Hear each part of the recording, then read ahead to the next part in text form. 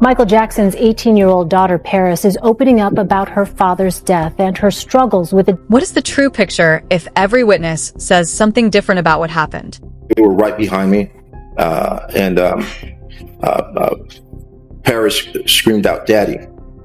We're on our way. I'm going to do as much as I can to help you over the phone. We're already on our way. Did anybody see him?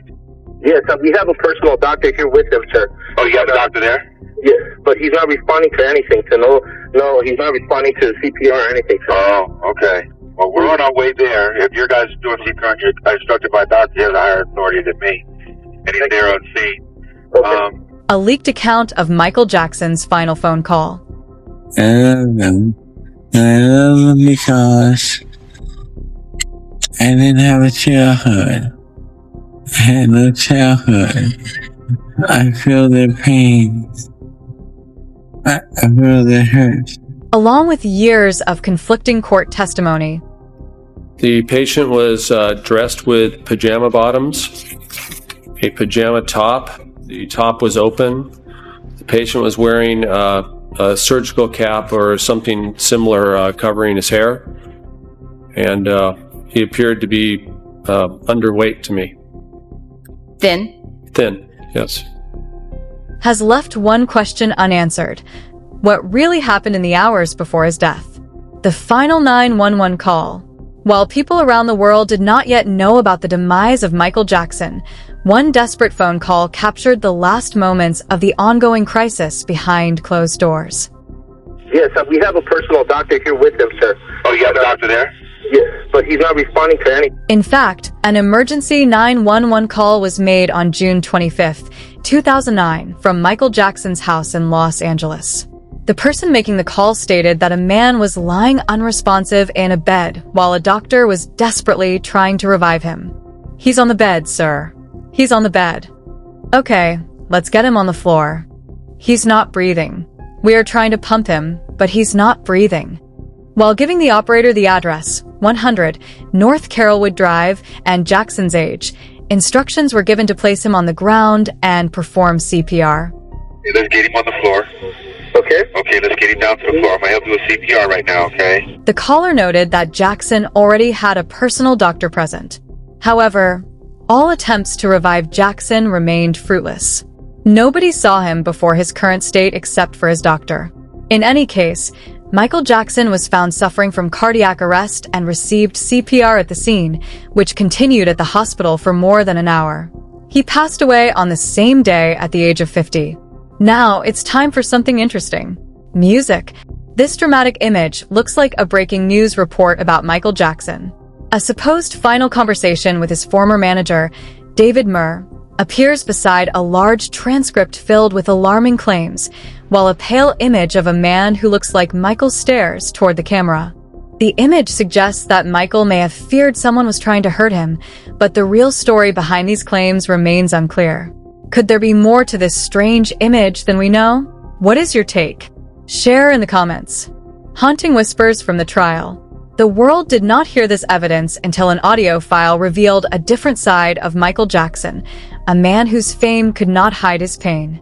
During the trial of Dr. Conrad Murray for the involuntary manslaughter of the King of Pop, jury members heard an eerie recording made on Murray's phone shortly before Jackson's death. His speech was heavily slurred, but his message was clear. Speaking about his upcoming This Is It tour, Jackson explained that it was more than just another performance. He dreamed of building the world's largest pediatric hospital, complete with game rooms, a movie theater, and other features designed to bring hope to sick children. Reflecting on his own childhood, Jackson admitted that he never truly had won. On another recording presented by prosecutors, Jackson could barely articulate the words, "I hurt."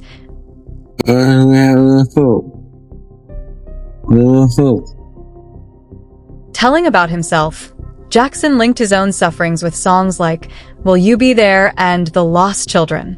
These tunes had been written because of his pain. The man's voice resonated through court, and Jackson's family members could not control their emotions. The allegation that changed everything. In 1993, one accusation changed the whole life of Michael Jackson completely. Michael Jackson maintained friendly relations with Jordan, which at first were approved by Jordan's parents, but later raised concerns in their minds. Jordan is said to have confided in his psychiatrist with the abuse allegations, after which a criminal probe started. However, within no time, it turned into a sensational news story on a worldwide scale, completely overshadowing Michael Jackson's Dangerous World Tour. No evidence could be gathered despite a thorough investigation. And finally, Michael Jackson made a civil compensation payment to the Chandlers in January 1994, which was claimed not to be a confession of fault on his behalf. The matter further escalated after Jackson's sister, LaToya Jackson, came out with public allegations against him in December 1993 at a news conference. Always said that Michael, excuse my expression, but he's a faggot. And she would say, that damn faggot, I can't stand. But later on, in the late 1990s, she decided to withdraw her allegations because she was threatened by her then-husband. These were probably some of the most memorable allegations against Jackson. Stolen youth behind the spotlight. While thousands envied Michael Jackson's stardom, very few knew about the difficult childhood he had spoken of before. Hidden behind the success of the Jackson 5 was the story of Michael's early childhood, marked by incessant hard work and premature adulthood. Michael started spending most of his time rehearsing, recording, and performing at such a young age that there was not much time left for a normal life and a carefree childhood. While other kids played in the open air, he could only watch them and imagine what they did, since he himself had to practice and polish his dancing skills and songs. In his interviews, Michael spoke about having missed those crucial stages of development which many other kids go through while they just play. Also, the discipline in the Jackson family was another traumatic experience in Michael's life. Harsh punishment for his mistakes had made Michael feel ashamed of himself, and some of those episodes left him with emotional burdens forever. Fame came too early in Michael's life and was his companion all his life. Shadows over Neverland. There are some instances that take time before becoming a controversy. The Michael Jackson documentary Living with Michael Jackson came out in 2002 and gave millions of people a glimpse into his personal life. Although much of the interview was tame, there is one part that stands out more than any other. Jackson talked about sleeping with kids and described the activity as innocent and non-sexual. The teen accompanying him was Gavin Arvizo, who had been through many tough experiences, including a troubled childhood and even cancer. He received gifts from Jackson and even phone calls as he was recovering. Jackson also invited the family to stay at Neverland. Compassion on the surface led to a huge controversy. The mother made allegations saying that Jackson held them against their will after the movie came out, and Gavin even said that he was abused.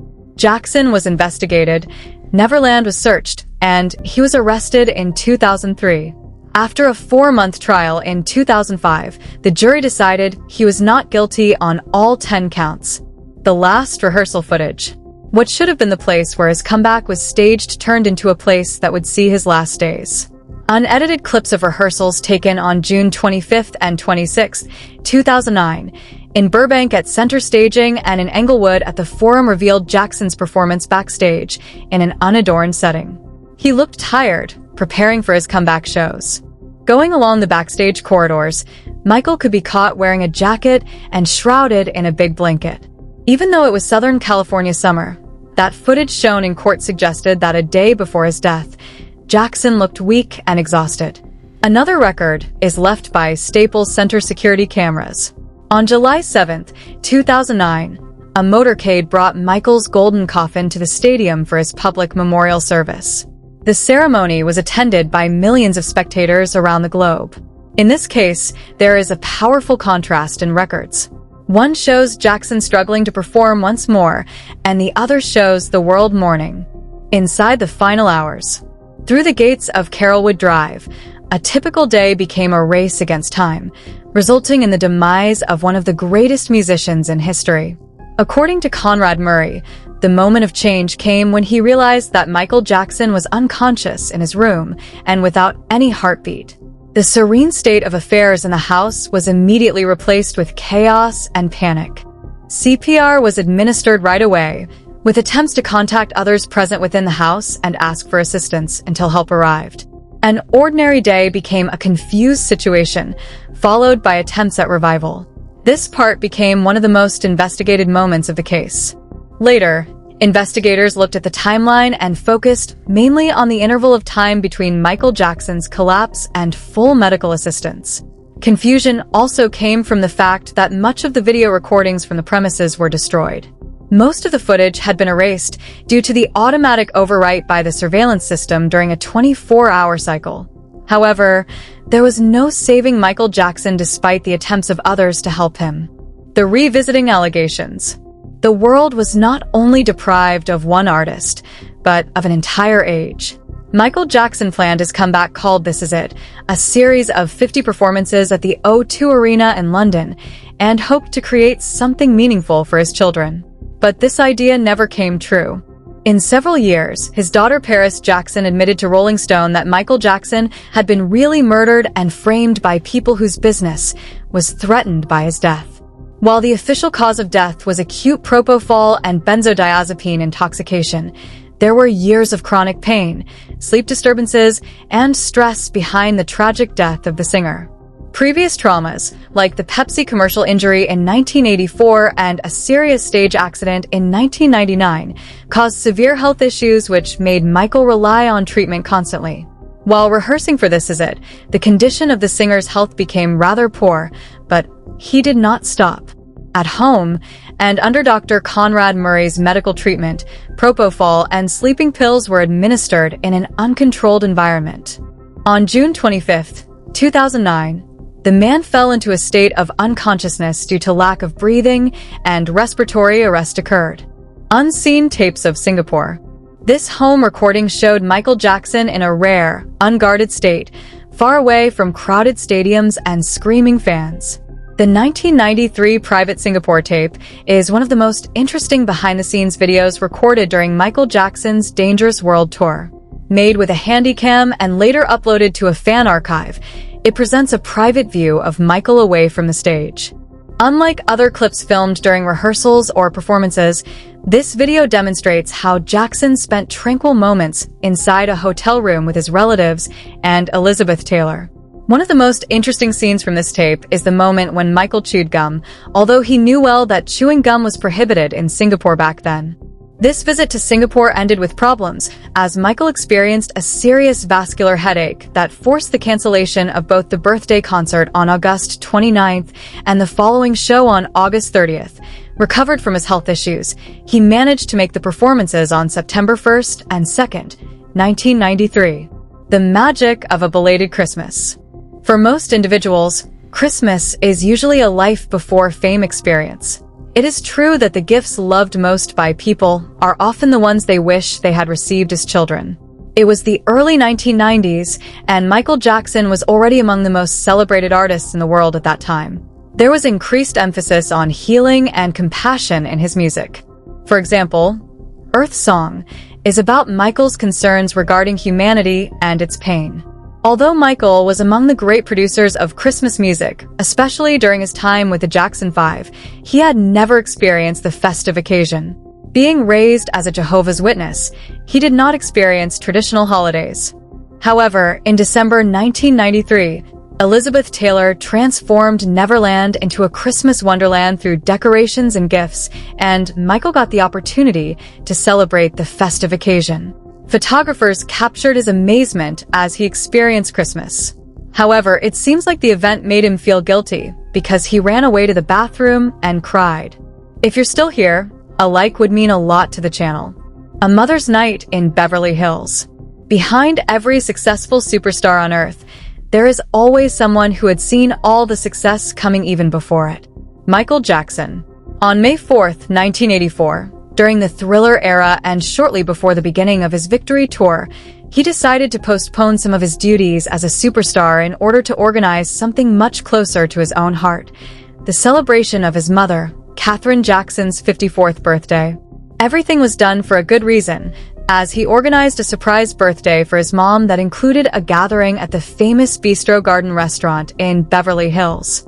During the night, several surprises took place, including the arrival of Katherine's father, who was flown in from Indiana for the surprise. One of the highlights of the night was certainly Michael's performance of For the Good Times, accompanied by legendary country pianist Floyd Kramer, Katherine's beloved musician. To conclude the unforgettable celebration with one last highlight, Michael gifted his mother a new red Rolls-Royce with a ribbon, which brought lots of emotion to everyone at the event. The quiet mind behind the phenomenon.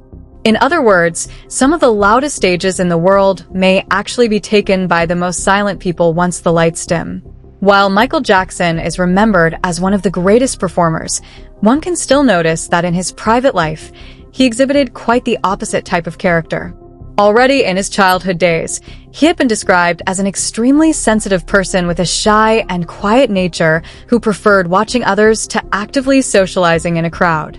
As Quincy Jones recalls, during the recording sessions of the album Off the Wall in 1979, Michael Jackson used to sing from behind the sofa because he found it too embarrassing to stand out and be in the spotlight. Also, Jackson was characterized by Quincy Jones as an unusual combination of modesty and talent, created not by ego, but rather by the combination of hard work and experience. Michael himself talked about the burden of fame and how even one's best efforts might be misunderstood. Confronting tabloid myths. History has shown that certain names become the object of so much speculation that reality starts blurring its boundaries. At the dawn of the Jackson 5 era of success, which began in the early 1970s, 11-year-old Michael Jackson became not only a sensation of the music industry, but also a carefully marketed teen idol. As a consequence of being an idol, the record company made it publicly known that Michael was available and single. As time went by, all Michael's brothers entered relationships and got married. While Michael himself turned out to be a closed personality, the absence of a significant other started attracting attention, and speculation about Michael's sexuality emerged. The rumors evolved from mere school talk to magazine articles, finally leading to ridiculous claims, including stories that 19-year-old Michael was thinking about changing his gender.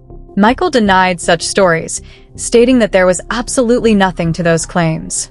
During President Clinton's inauguration, he said, "I'm not gay." The most obvious denial of such speculation came in a 1979 interview. Religion and media influence made Michael wary about his private affairs. The steel foundations of Gary, Indiana. Perfection is not made comfortably, but through hard work, dedication, and sacrifice by the young boy within the icon. Living in a modest two-bedroom house in Gary, Indiana, life was surrounded by music, discipline, and non-stop practicing. Each day consisted of lengthy practices, high expectations, meticulous preparation, and hard work. At the age of only 5, Michael became the lead singer as part of the band called the Jackson 5. The group was developed by Joseph after discovering his son's extraordinary musical talent, performing all around the country and across the Chitlin circuit in clubs with soul and rhythm influences. The Jackson 5 improved through constant practice. A very crucial point happened in the late 1960s for the band when it was signed to Motown, due to significant campaigning efforts by Bobby Taylor, Gladys Knight, and other artists before being managed by Berry Gordy. Songs such as I Want You Back, ABC, and I'll Be There made the Jackson 5 a sensation around the whole world. The success of the band eventually led to the Jacksons signing with Epic Records, forging an unmistakable sound. The sound of one voice may start off as an imitative act, but eventually it might help change the way generations approach and feel music. A strict childhood regimen, along with intensive vocal training, was the foundation for Michael Jackson's voice. During his maturing years in the Motown era, when Michael performed with the Jackson 5, his voice grew very quickly with the demands of constant staging and performing before international audiences, along with meeting top musicians of the time.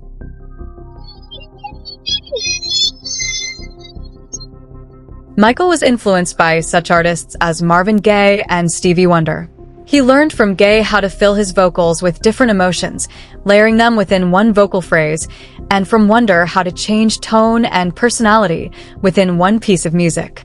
All these factors helped Michael transform his vocals into a form of narration.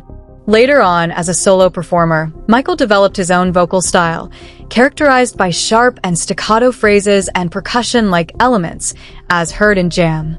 In later pieces such as Billie Jean, there was also a noticeable emotional tension in his vocals, engineering the anti-gravity lean. When something looks like a defiance of nature, there are often nature, mathematics, and human ingenuity hiding underneath the illusion. There is no breaking the laws of physics when referring to the anti-gravity lean effect used in Michael Jackson's Smooth Criminal.